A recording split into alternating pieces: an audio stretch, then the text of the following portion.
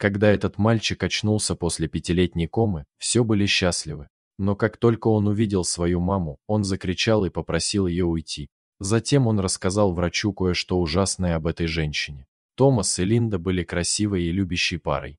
У них был мирный и счастливый дом, но их жизнь превратилась в сущий ад, когда их сын Дэйв внезапно заболел. У него начались ужасные головные боли, бессонные ночи и усталость. Через несколько дней его состояние ухудшилось, и родители срочно доставили его в больницу. Несколько дней спустя у Дэйва диагностировали энцефалит, воспаление активных тканей головного мозга, вызванное инфекцией или аутоиммунной реакцией. Несмотря на надлежащий уход, состояние Дэйва не улучшалось. Довольно скоро он потерял подвижность. Шли дни, его состояние ухудшалось, и он впал в кому. Томас и Линда были опустошены. К сожалению, все, что они могли сделать, это наблюдать, как их сын беспомощно лежит на больничной койке. Линда не могла понять, почему с ее сыном случилась такая трагедия. Раньше он был энергичным и здоровым, а потом неожиданно впал в кому. Все это повлияло на нее морально и физически. Она начала терять вес и потеряла интерес к занятиям, которые раньше приносили ей радость. Томас, напротив, был жизнерадостным человеком. Он встречался с разными врачами и консультантами в надежде найти решение проблемы своего сына. К сожалению, все его усилия оказались безуспешными. Проходили месяцы, но Дэйв оставался в вегетативном состоянии. Ему было всего 7 лет, но он переживал трудности, с которыми большинству взрослых не доводилось сталкиваться даже за всю свою жизнь. Пока супруги надеялись, что все наладится, врач вызвал их к себе в кабинет и сказал, что мальчик останется в коме до конца своей жизни. Что еще хуже, он сказал им, что Дэйва уже ничего не спасет, и посоветовал отвезти его домой и надеяться на чудо. Вы когда-нибудь испытывали чувство беспомощности? Тот ужасный момент, когда вы не можете спасти своих близких, даже если вам этого очень хочется. Именно это почувствовали родители Дэйва, когда услышали слова доктора. Не имея другого выбора, они забрали ребенка домой и заботились о нем. 5 лет спустя. Дэйву было 12 лет, а это означало, что он провел 5 лет своей жизни в этом ужаснейшем состоянии. Оставалась ли у него хоть какая-то надежда? Все задавались вопросом. Несмотря на все это, Томас не терял надежды и продолжал заботиться о своем сыне.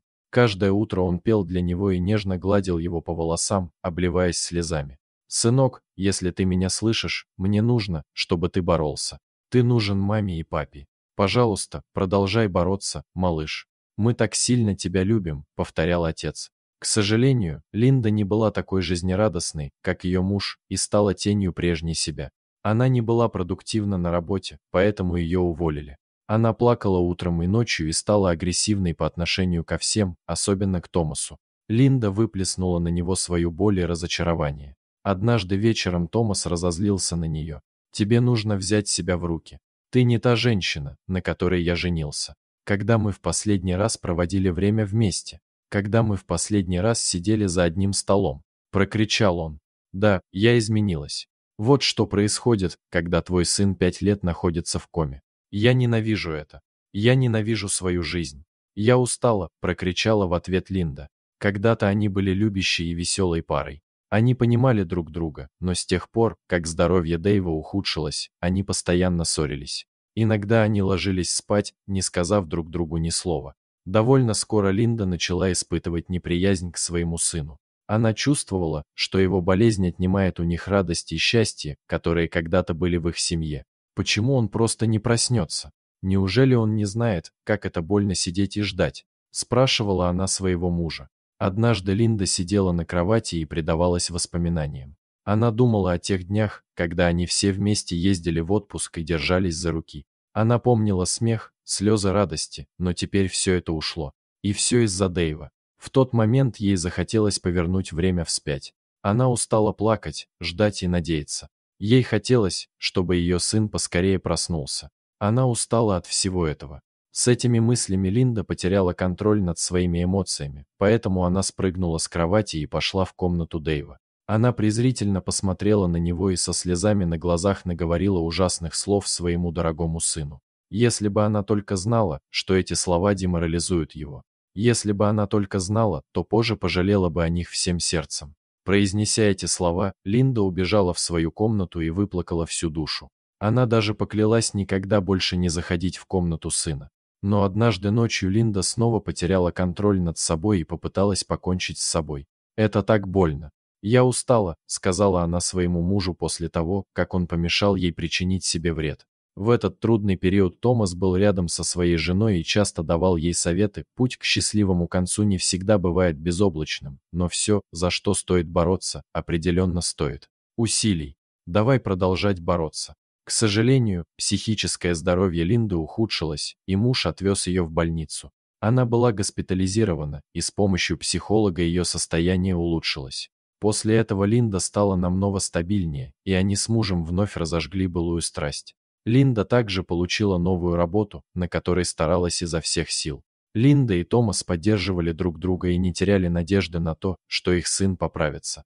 Не имело значения, пройдет 1 день или 100 лет, прежде чем Дэйв выйдет из комы. Пара наняла няню по имени Роза, которая присматривала за их сыном. Роза также была другом семьи и хорошо заботилась о Дэйве. Через несколько месяцев после того, как Роза начала работать в семье, произошло нечто невероятное. Роза убирала комнату Дэйва, когда вдруг услышала слабый звук. «Кто это?» – спросила она, но никто не ответил. Через несколько секунд она услышала тот же стон, но только тогда поняла, что звуки издает Дэйв. Она бросилась к нему, и через несколько секунд после того, как она добралась до него, мальчик попытался заговорить, затем открыл глаза и снова закрыл их. Увидев это, Роза закричала во все горло.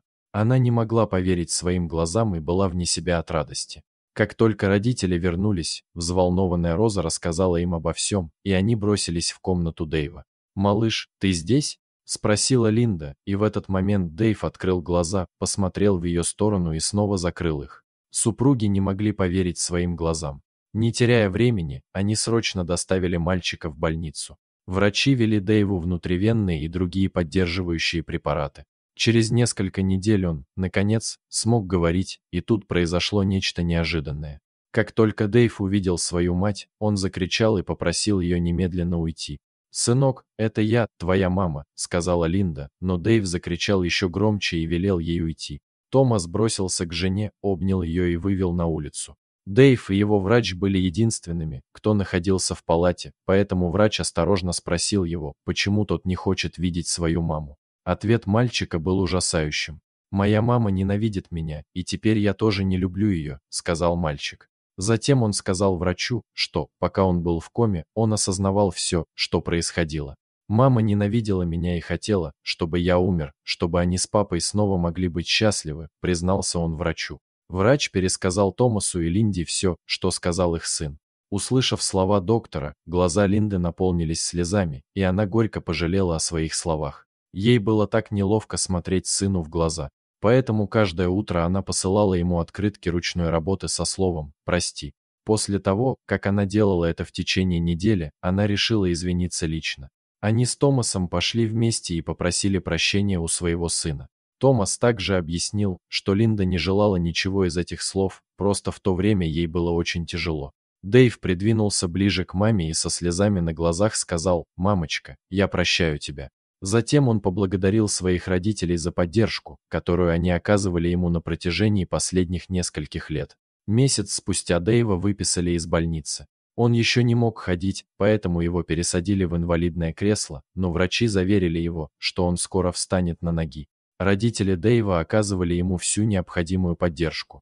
И снова они были счастливой семьей. Дорогие зрители, что вы думаете об этой истории? Поделитесь своими мыслями в комментариях. А если вам понравилось это видео, то ставьте лайк и подписывайтесь на наш канал. До свидания.